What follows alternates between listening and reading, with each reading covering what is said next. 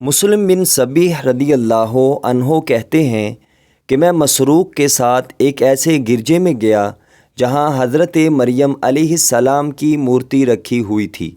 مسروق نے پوچھا، کیا یہ کسریٰ کی مورتی ہے؟ میں نے کہا نہیں، بلکہ حضرت مریم علیہ السلام کی مورتی ہے۔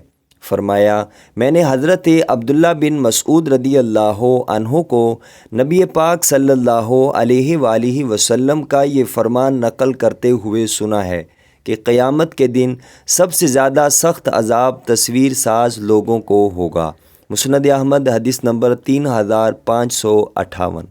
حضرت ابن مسعود رضی اللہ عنہ سے مروی ہے کہ جناب رسول اللہ صلی اللہ علیہ وآلہ وسلم نے ارشاد فرمایا، اے گروہ نسواں، صدقہ دیا کرو، چاہے اپنے زیور ہی میں سے کیوں نہ دو، کیونکہ تم جہنم میں اکثریت ہو۔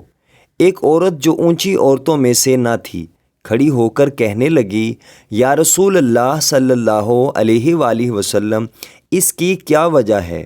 آپ صلی اللہ علیہ وآلہ وسلم نے فرمایا، اس کی وجہ یہ ہے کہ تم لعن طعن بہت کرتی ہو اور اپنے شوہر کی ناشکری اور نافرمانی بہت کرتی ہو۔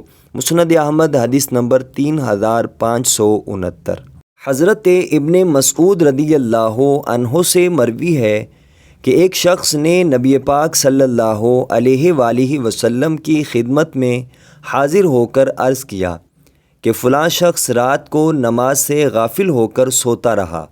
نبی پاک صلی اللہ علیہ وآلہ وسلم نے فرمایا، اس کے کان میں شیطان نے پیشاب کر دیا ہے۔